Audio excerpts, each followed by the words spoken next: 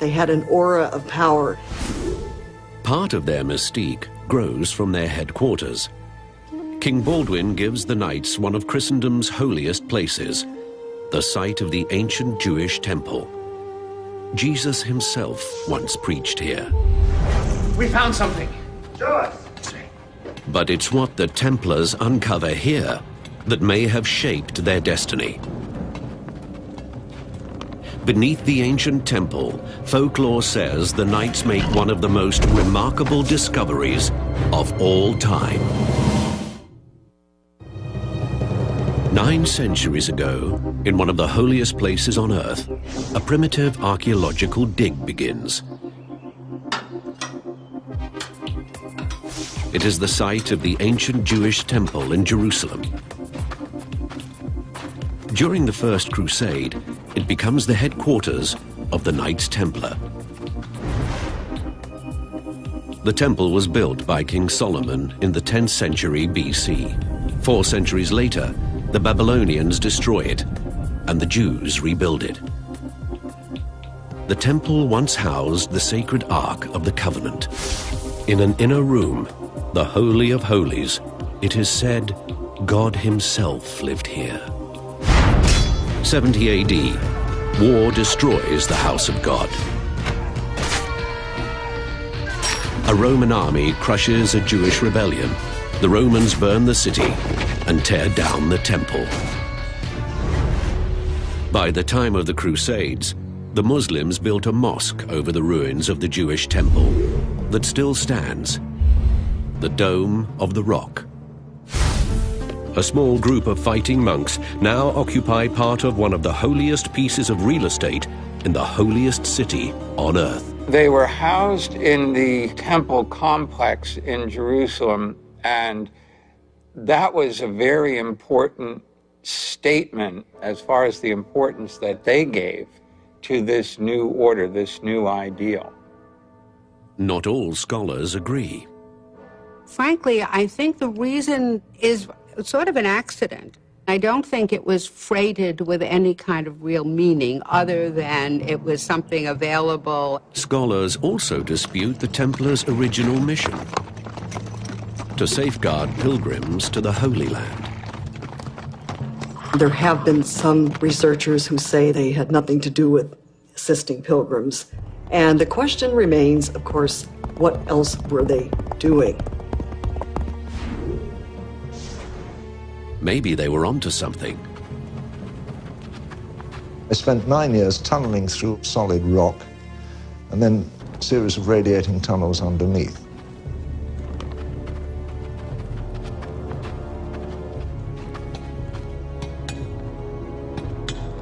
What they discovered down there has been a matter of intense speculation ever since. According to one theory, the Templars discover a treasure map.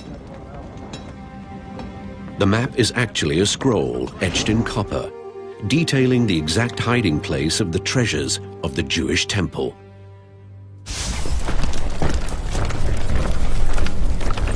'70 AD, as the Roman army conquers Jerusalem, Jewish rebels hide the treasures of the temple throughout the Holy Land. To recover them, they leave directions, etched in copper, to last forever. For centuries, the scroll's very existence is unknown. Then, in 1947, a Bedouin shepherd looking for a stray sheep makes an electrifying discovery. Ancient scrolls, nearly 2,000 years old, some of the oldest Jewish texts ever found. The Dead Sea Scrolls. When the Dead Sea Scrolls were discovered, amongst them was one called the Copper Scroll, and it listed a series of sites throughout what we would now call the Holy Land, where temple treasures had been buried for safekeeping prior to the Roman destruction of the temple. In the 1950s, a British archaeologist follows the clues etched on the Copper Scroll. He finds no Jewish treasure, but learns a previous expedition discovered something just as tantalizing. Clues that someone may have beaten him to it. Medieval spurs, fragments of swords, and a Templar cross. artifacts associated with the Knights Templar. We found something! Show us. Lead on. It was definitely found that the Knights Templar of the 12th century were there, but there's no evidence as to precisely what they were doing. Or what they found. Here. This is it. Here. Here. Legends say within the very ruins of the temple, the copper scroll led them to one of Christendom's most sought-after treasures, the Holy Grail.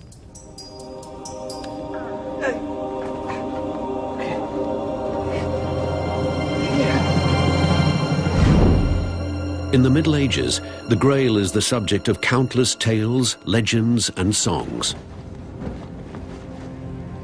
In some versions, the Grail is a cup or plate used by Christ at the Last Supper.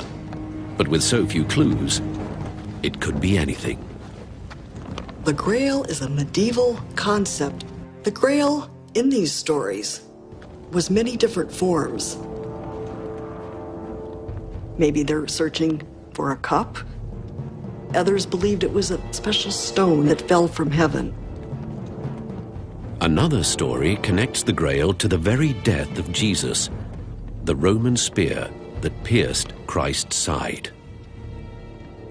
The other candidate for the treasure, if you will, that the Templars were supposedly tunneling for was the head of John the Baptist, which also presumably had been buried there.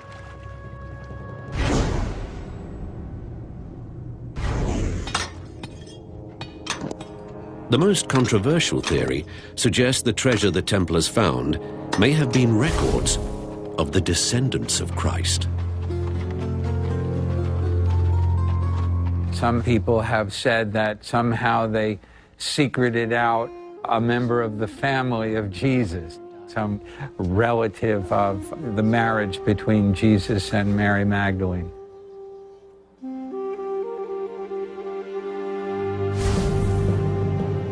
By this theory, the Latin words for Holy Grail, Sang Grael, are really a mistranslation of two different words, Sang Real, or royal blood. Under this theory, Jesus married and had children, and those offspring were the secret of the Grail. There are conspiracy theories, of course, everywhere, so often surrounding the Grail. And surrounding Jesus as well, the story that Jesus and Mary Magdalene were surely married. I happen to think it's false, but it's perfectly reasonable. But the royal blood theory makes more sense than a relic being the source of Templar power. Proving Jesus had married and had children would shake the very foundation of Christianity and threaten the entire power structure of medieval Europe.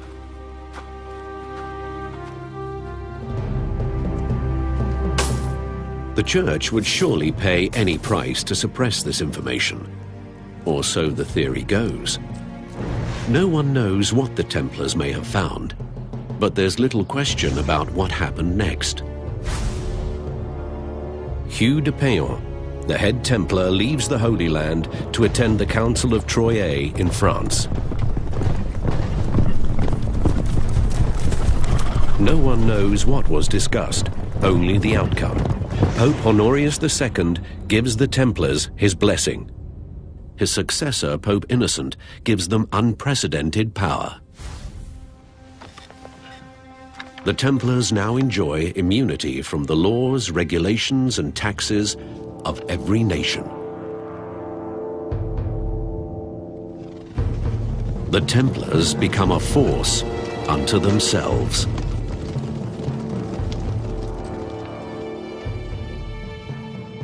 The Templars' mysterious new power gives rise to many conspiracy theories.